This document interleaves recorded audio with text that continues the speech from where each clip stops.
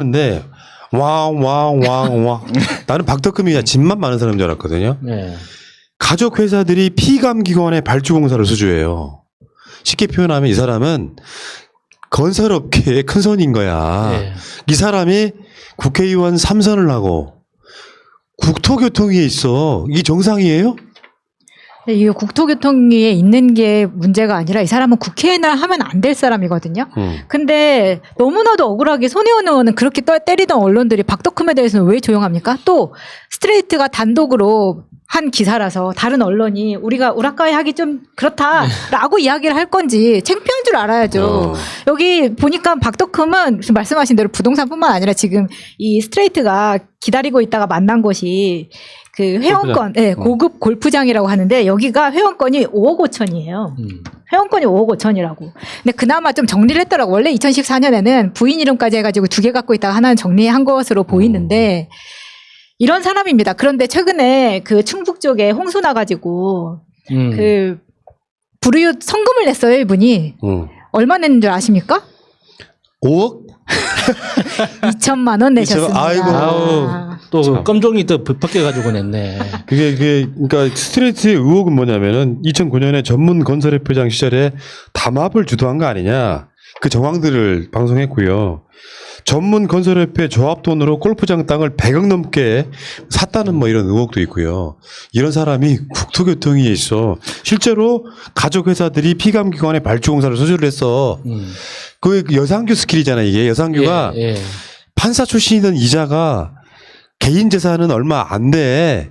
근데 실제로 가족 회사가 소유하고 있는 부동산은 1,000억대가 넘어. 딱 이 스킬이잖아요, 지금. 그러니까 원칙적으로는 이런 박덕흠 같이 파렴치한 인간들도 국회의원 될 수가 있죠. 우리나라는 선거를 통해서 국회의원을 뽑기 때문에 이런 아무리 나쁜 사람이라도 표만 많이 받으면 국회의원 될 수 있습니다. 대신에 국회의원이 됐더라도 이런 국토위원회에 들어갔다. 그러면 언론이 계속 때려줘야죠. 왜 땅도 많은 사람이 국토교통위에 들어가가지고 국민을 오해를 사게 만드냐. 그래서 이런 그 의혹이 있는 사건이 불거졌으면 계속 때리고 결정적으로는 소환 운동을 할 수가 있어야 돼요. 각 지역에서뿐만 아니라 다른 지역에 있는 전 국민이 저렇게 도덕적으로 문제 있는 사람은 국회의원에서 끌어내려야 된다. 해가지고 소환 운동 시켜가지고 내릴 수 있어야 되는데 그게 안 되잖아요. 그러니까 국회의원은 누구나 될 수가 있죠. 누구나 될 수가 있는 만큼 국민이 원할 때는 또 끌어내릴 수도 있어야 되는데 예. 그게 안 되고 있으니까 문제인 그러니까 거죠. 방법이 사실 그런 거밖에 없는 것 같아요. 지난번에도 이 부분에 대해서 누가 추미애 장관한테 물어봤었나 그랬는데 사실 이거를 뭐 국회법을 개정을 해서 뭐 당신은 뭐 이쪽에 가면 위원회 가면 안 된다 뭐 이런 걸 사실 정하기 힘들고 해봐야 뭐 국회 규칙 정도 만드는 거밖에 방법이 없는데 우리 아까 전에 뭐 부동산 얘기도 가끔 간단히 나오고 했지만은 그럼 뭐 은마 아파트 이런 거 우리 그 응답하라 거기 보면 나오잖아요. 음마 막 이러잖아. 그 음마 아파트 사실 옛날에 그 뭐 2억 1억밖에 안 되던 그런 거예요. 사실 우리 대학 다닐 때 그 얼마 안 되던 거 아파트거든요. 그게 지금 같은 가격이 될 수 있는 게 바로 부동산 3법이나 이런 문제들이잖아요. 예. 결국은 국회의원들한테 줄 서고 여기서 갑자기 떨어지는 요행을 얻고 이런 거를 기대하게 만들면 안 되는 건데 예. 방법은 결국 국회의원 소환제 이거밖에 없습니다. 자, 박덕흠 현역 의원 중에서 부동산 재산 1위. 예전에 뭐 정몽중 등에 비하면 세 발이 피었겠지만 지금은 정몽중도 없고 이번에 성남에서 떨어진 국회의원이죠, 우리 민주당에. 예, 게임 업체 예. 그분. 참 안타깝다. 이래서 낙선하면 안 돼. 예. 아, 벌써 까먹었네. 예. 현역 의원 중에서 부동산 재산 1위, 집 4채 가진 다주택자. 그리고 자기는 세금이 올라서 억울하다. 73억을 몇 년 만에 벌었던 바로 이분. 가족과 측근 명의로 건설회사가 5개입니다. 그런데 6년째 국회 국토교통위 의원입니다. 이래도 됩니까? 이거는 내가 봤을 때 국회의장 차원에서 이거는 이해 충돌이기 때문에 배제해야 된다고 생각해요. 아니 사람 다 그렇잖아. 뭐 어떤 멍청한 놈이 자기가 직접 건설회사 회장하고 있겠어요. 예. 다 사실은 박덕흠 거지 다 그게. 회사 돌보느라 지역구 돌볼 시간이나 있을까요? 심지어 내가 말했잖아요. 가족 회사들이 피감기관에 발주공사를 수주해. 지금 여기 국토교통이 피감기관 중에 하나에 발주공사를 가족회사가 수주를 해. 이게 이해충돌이 아니 뭐야. 이해 결탁이죠. 애만 손해원 잡지 마시고 이런 사람들은 내가 봤을 때 수사도 해야 된다고 생각해. 그러니까 이거 엄청 엄중한 사안입니다. 아니, 손혜원 의원 건하고 비교를 하면 할수록 진짜 열받는 그러니까 거예요. 이건 단순한 이해 결탁이 아니라 국고 손실죄가 될 수도 있는 거기 때문에 진짜 심각하게 검토를 해봐야 되는 거예요. 아 그렇다 이거. 와 진짜 화나네. 거기에다가 이거 선거 때 떨어진 사람이 곽상원 변호사라는 거 생각하면 더 열받는 아 그러네. 참 그런 분이 국회의원 난 했으면 좋겠더라고요. 인터뷰 해보니까 사람이요 신중하면서도 은근히 재밌고 뭔가 심지가 굳어 할 말은 따박따박 다 하는데 재미는 더럽게 없는데 재미없는 걸 보면 재밌어 그게. 아니 그 사람이라는 게 있잖아. 본인이 캐릭터가 가벼우면요 누가 되는 거예요. 노무현 대통령 맞아요. 같은 분들한테. 그러니까 되게 신중한데 그걸 꼭 참으면서 재미없게 인터뷰하는 걸 보고 있는데 아니 이런 사람이 박덕분 같은 사람들한테 진다는 게 말이 됩니까? 충북 보은 옥천 영동 괴산군에 계시는 분들 제발 좀 정신 좀 차려주세요. 우리 고향이군. 자, 그 이야기는 여기까지 하겠습니다. 죄송합니다. 자, 18페이지로 가겠습니다. 시간 관계상. 지금 가짜뉴스 한번 볼까요? 야, 심각하더라고. 이게 다시 한번 말씀드릴게요. 이 사람들은 8.15를 기점으로 해서 문재인 정부를 완전 무너뜨리겠다라고 하는 일종의 흐름이 있었다고 일단 봅니다. 부동산 지지율 떨어지고 미래통합당 지지율이 뭐 리얼미터 기준은 민주당을 앞서고 문 대통령 지지율도 40% 중반 막 밑으로 떨어지는 상황. 8.15를 기점으로 폭발해가지고 막 사실 이 정광훈이 올라갔던 무대에 썼던 뒤에 얘가 뭐라고 쓰여 있었냐면 문재인 파면이에요, 파면. 간단히 말해서 문재인 대통령을 확 끌어내리겠다라는 의도를 했던 바로 그 집회란 말이죠. 그러다 보니까 이 사람들이 지금 얼만큼 조직적 방해를 하고 있냐면은 실제로 아마 유튜브에 들어와서 지금도 그 지랄을 하고 있는 새끼들이 있을 거예요. 그게 양아치 새끼들. 되게 가짜뉴스가 유튜브하고 카톡을 통해서 퍼지죠. 되게 보면 실제로 보건소가 코로나를 퍼뜨렸다는 말이 먹히더라니까? 그 우리 동네 그 모커피숍을 아들 부부에게 내준 태극기 모독부대 아줌마가 계세요. 그분 이야기하는 거 보니까 실제로 그렇게 이야기하더라고 커피숍에서 자기 친구들한테. 저는 그 가짜 뉴스가 유통되는 그 내용들 있죠. 그 내용들을 한 번씩 볼 때마다 깜짝깜짝 놀라는 게 이건 그냥 어디선가 자연 발생적으로 그냥 장난으로 만든 게 절대 아니라는 생각이 들거든요. 의도를 가지고 굉장히 많은 연구를 통해서 조직적으로 타겟한테 굉장히 적절한 용어를 골라 써가면서 그 분량까지도 조절을 하고 있단 말이에요. 그러니까 자꾸 음모론을 생각할 수밖에 없어요. 이거 어디선가 체계적으로 연구하고 돈을 대지 않고서는 이렇게 정교한 메시지가 나올 수가 없다. 네. 그 가짜뉴스 중에 제일 재밌었던 게 이런 방식이지. 민주노총이 서울 도심에서 집회를 열었는데 마스크 하나도 안 쓰고 있는데 왜 우리한테만 그러냐. 근데 그 집회가 막 그렇게 돌아다녀. 그러면 노인들이 그러네. 왜 문재인 정부는 그래도 민주노총하고 친하지도 않지 사실은 알고 보면. 민주노총한테는 마스크 안 쓰고 집회했는데 아무 말 안 하고 왜 우리한테만 그래? 노인들은 믿겠지. 근데 그 집회 사진은 작년 거. 올해 게 아니야. 그걸 누가 만들어서 보내냐고요. 이런 식의 가짜뉴스가 엄청 많거든요. 그러니까 이게 잠깐만. 그 김정숙 여사 마스크 안 썼다고 국민일보가 했던 바로 그 가짜뉴스가 그런 거잖아요. 2017년 수해안 나갔던 현장 그거잖아요. 그러니까 이게 지금 뭐 얘기하려고 했어? 민주노총. 네. 민주노총은 뭐 아까 전에 기지국 그런 얘기를 했지만은 민주노총은 사실 그때 당시에 특별한 문제가 없었어요. 그렇게 인원이 뭐 많은 것도 아니었었고, 그리고 사람과 사람 사이에 앉아 있는데 2m씩 거리를 띄고 앉아 있었어요. 그러니까 노동자 대회 이거를 아예 취소하는 방식으로 기자회견 사실상 기자회견만 하는 정도였어요. 하면서 거리도 띄고 있었고 모두 다 마스크를 쓰고 있었단 말이죠. 그렇다라고 하게 되면 사실 야외 집회가 그렇게 모두가 질서정연하게 해주시면은 가능해요. 근데 그거랑은 비교 대상이 전혀 되지 않는 거고요. 그다음에 우리 문재인 대통령이 처음에 한 10초 정도 말을 시작을 못 하시고 있다가 공권력 추상과 같은 법에 공권력 살아 있다는 거를 보여줘야 된다 이렇게 얘기를 했는데 사실 이 공동체가 같이 존립할 수 있는데 협력하는 국민에게 겸손하고 신중한 공권력이 돼야 되는 것이지 모든 국민에게 그래야 되는 것은 아닙니다. 그래서 지금 이게 그 감염병 예방법에 보시게 되면 18조예요. 너무 재밌게 딱딱딱 1, 2, 3이 정확하게 나와요. 정당한 사유 없이 역학조사 거부 방해 회피행위 2번 2호 거짓으로 진술 거짓 자료 제출 3호 고의적으로 사실 누락 은폐 지금 얘네가 한 짓거리가 정확하게 감염병 예방법 18조 정면 위반 돌파 시도한 건데 이거 전부 벌칙 조항이 있거든요. 네. 그대로 다 적용시켜가지고 관용 없이 전부 처벌하는 게 맞습니다. 그러니까 지금 이런 가짜뉴스에 선동되시는 분들은 셀프로 스스로 나 좀 모자라요라고 생각하는 거랑 똑같은 거예요.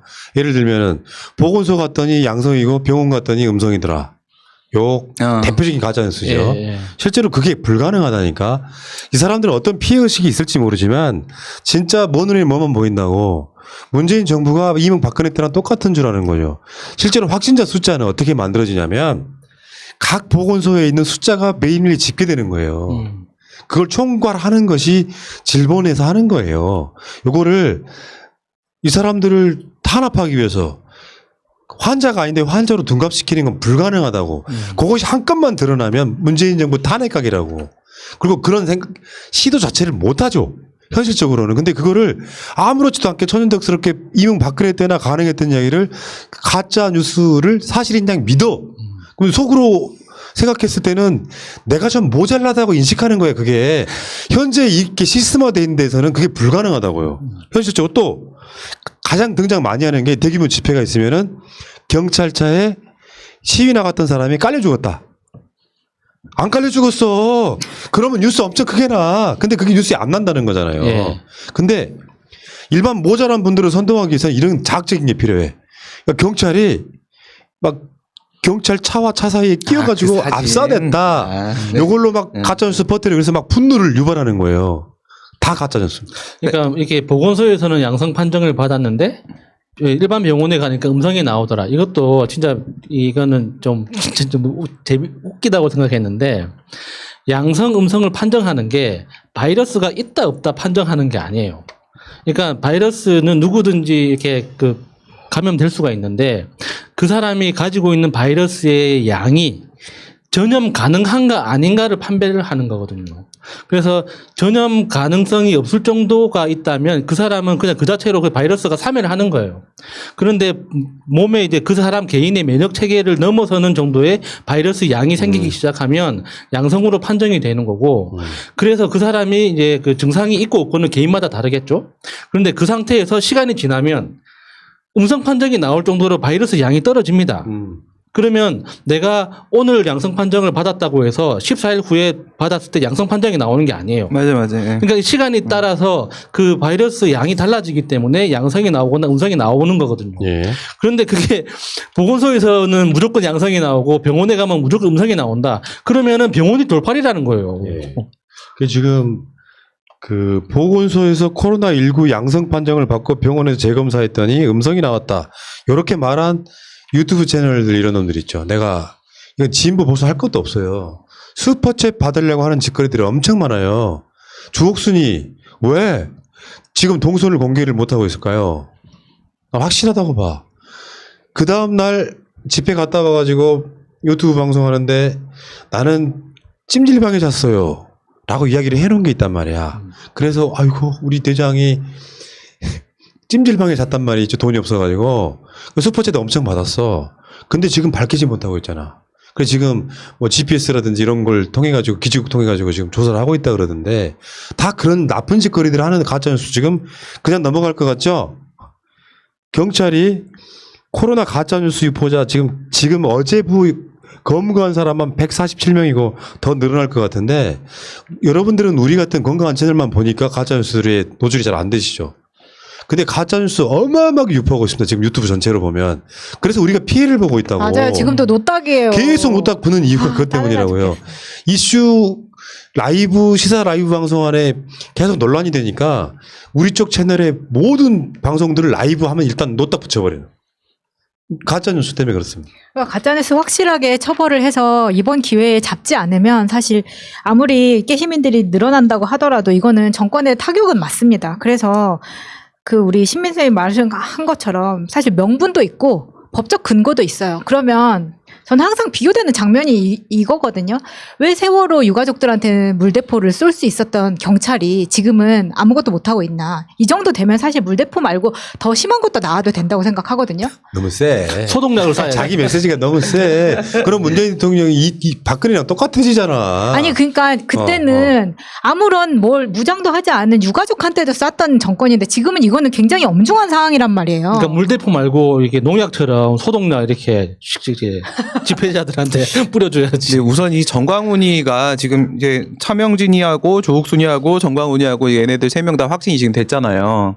근데 이제 문제가 뭐냐면 그렇게 확진이 되고 나서도 계속 방송을 하고 있다라는 게 문제거든요. 그러니까 지난번에는 강제격리 하고 먼저 행정 절차로 하고 나서 이제 끝나고 나면은 그 다음에 사법 절차로 보석 취소해가지고 다시 이제 감금하는 게 맞지 않겠느냐 이런 얘기를 드리긴 했는데 지금 상황을 보아하면은 강제격리 문제로 해결될 게 아닌 것 같고요. 예, 지난주에 제가 나왔을 때 여기서 그 얘기를 했었는데 검찰에서 이미 보석 취소 신청을 해놨다. 근데 지금 일주일이 지났어요. 일주일 동안 아무 답을 못 하고 있는 상태거든요. 빨리 보석 취소 결정을 하고 지금의 심각성에 대해서 좀 사법부가 판단을 내려줬으면 좋겠습니다. 우리 저 시청자분들 마차님을 너무 옹호하지 마세요. 버릇이 나빠져가지고 문재인 정부에서 물대포 쏘라고 하고 있잖아 지금. 아 지금 화염방사기도 나왔어요. 내가 원하던 거. 아니 사실은 속마음 나도 그래. 근데 소독약이 제일 합리적입니다. 그러면 어르신들 막걸리 안 사 먹어도 되고 알딸딸하니 얼마나 좋습니까? 아 근데 아까 소독도 말한 되고. 것처럼 예를 들어 이게 문재인 대통령 지지자들이 하면 안 되는 말들이 있어. 그러니까. 뭐냐면 저쪽 사람들이 코로나로 개체 수가 줄었다고 표현하면은 많이 죽어야 되잖아요. 그런 얘기 하면 안 된다고. 어쨌건 보수 어르신이라도 살려야지. 그게 문재인의 이념이야. 도가니는 건강하게. 참. 근데 힘들다. 사람이 먼저라서 힘듭니다. 그러니까. 그래. 여기까지가 참 진짜. 아이고. 그러니까 그런 어르신들이 돌아가실 때 내가 정광훈이한테 속았다 하고 돌아가시게 만들어 주는 게 우리 역할이죠. 빨리 돌아가시라고 하면 되겠어? 이것들이 정말 그게 문재인의 이념이야? 사람이 먼저인데 할아버지는 사람이 아니야? 개체수는 사람에 처지지 않는다. 머리 가슴 배. 어차피 가짜도 속지 마시고요. 상식적인 나라 만들자고 우리가 정권 교체한 거예요. 촛불 집회한 거고 상식적인 나라 만들자고. 국가 방역 시스템이 보건소에서는 양성, 병원에서는 음성 이렇게 만들어지지 않습니다. 다 가짜뉴스 통해서 왜 이런 일들을 하시는지 모르겠고요. 이렇게까지 재밌게 방송하는데 아직도 많이 안 됐어. 좋아요가. 방송 그냥 빈정상하지 마. 눌러 주이소. 자, 여기까지.